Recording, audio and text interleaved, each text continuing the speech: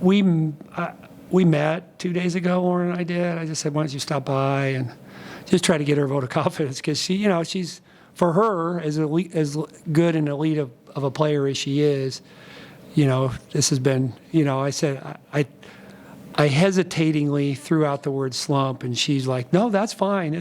I'm in a slump. But,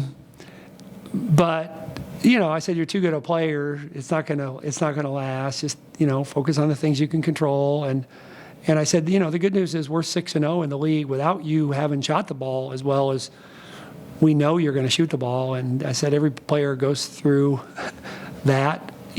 How do you get out of it, and how do you make, just maybe one or two fewer negative plays on a night where the ball doesn't go in. And and she had she did a great job defensively too. She guarded Johnson Matthews. She was a primary defender on Johnson Matthews, who led them in scoring in league games only, and went 2 for 6. So I think she, I think she did a really good job of buying into that part of it too. So, I think it's really important though that she, even as good as she is, you don't want somebody to go too many games without seeing the ball go in.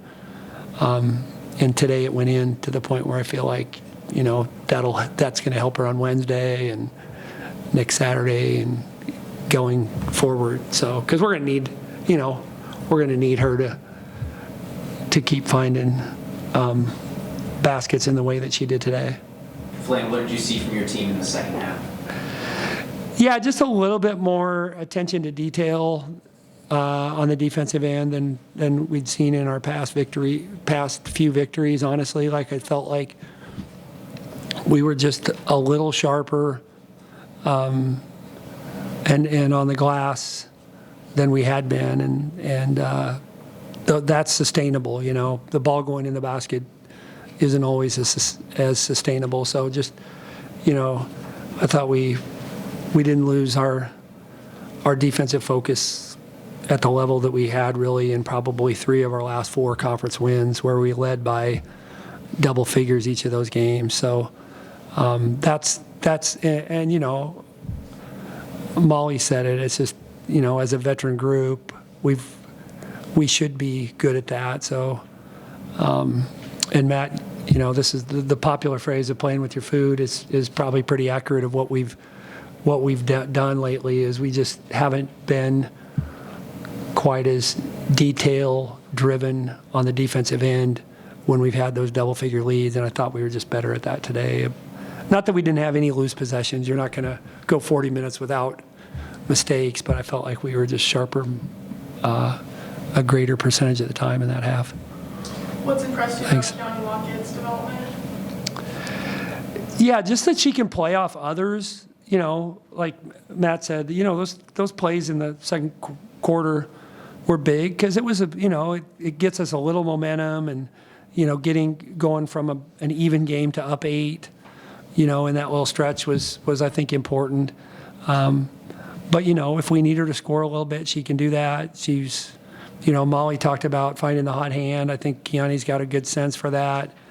And she's getting to guard good players, and I think that's a good thing. She's she gets to the free throw line. I think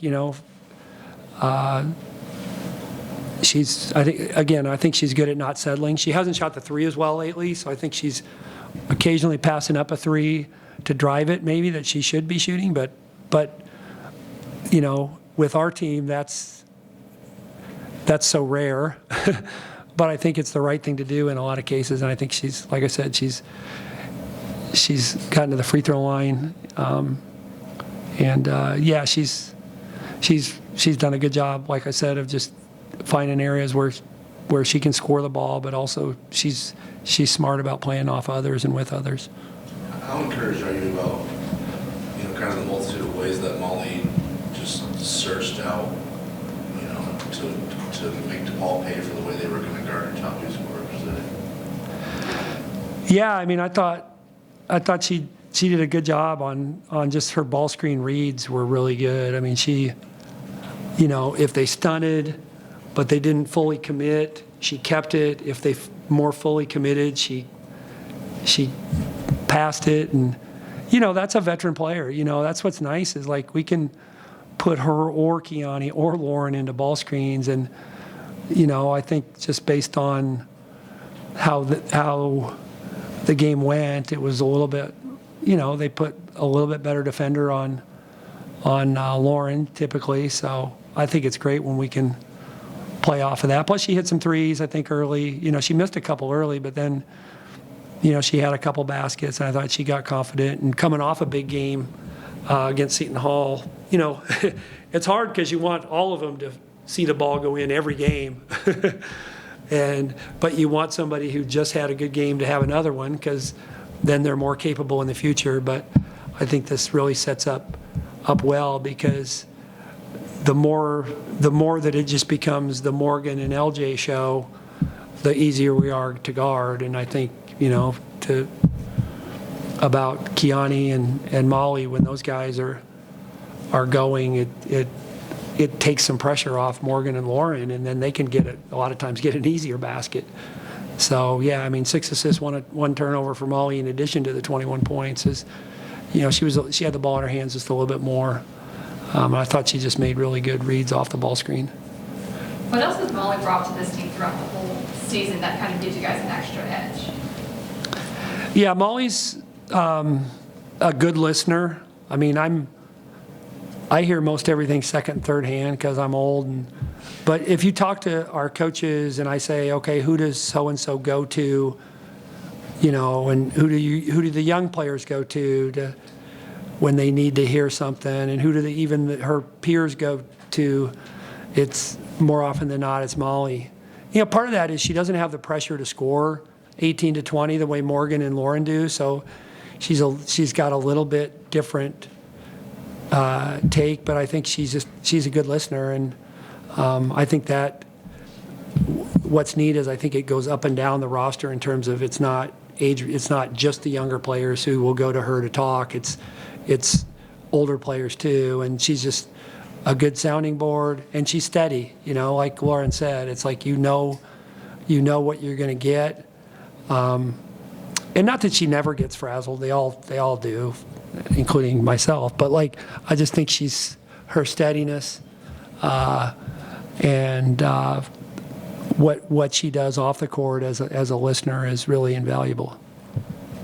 And I know you've been successful, been winning games, so it's not like you're at a point of just looking for answers. But do you feel like the way you guys closed the show today, if you use it properly, has the potential to be a turning point for the type of team you think you can and should be, I guess? Yeah, we'll find out, right? I hope so, because somebody said, well, what's the difference between how have you progressed from the UCLA game? And I'm like, well, we've maybe grown a little bit here and there, but we haven't grown to the point where we can beat a UCLA because our third quarters and just some of our rebounding issues keep flaring up, and those, when we play UConn, those things aren't gonna play. So I'm pleased with the rebounding numbers today. We've told them we can't be a below average rebounding team and meet our goals. We have to be more consistently committed to that. And I thought we made a little bit of we made a jump there today, but it's got to be an every game thing. And we hammered it because we knew how good Jory and Newman are on the glass. But yeah, I feel like today was definitely a step in the right direction because the second half felt different. Defensively, it felt like we were more in control and had fewer breakdowns. How important has the bench been during kind of these 7 games? You guys are scoring probably 25% of your points off the bench, where last year it was probably under 20%. Yeah. And it's not just Kennedy and Jamie. Yeah. Brooke came in and did some good things. Allison, hit that 3 at the end of the third quarter. You can see Allison's going to be a good player in our motion because of her length, and she can cut. Like she had, 2 layups off cuts, and the one of them got blocked in the first half. But she's really good away from the ball, I feel like, and her size is going to help her be a really good player for us. So it's been kind of challenging getting her minutes, but when she gets in there, you can see what she can do, and then Brooke can score the ball. We've said just trust your shot, so she hit a 3 today. But yeah, and it's hard to even consider Jamie and Kennedy bench players because I kind of, to me, they're our 6th and 7th starters because they're, Kennedy, the consistency that we get out of her, defensively too. Like I think she's made a jump defensively from a year ago. And then Jamie's just such a stable, she's like Molly in terms of she stabilizes things, and she's the best communicator we have on defense, like by far, hands down. Like she's the one, when Matt comes to practice, she's the one you can hear the most in the gym, and that doesn't go unnoticed by coaches. But, she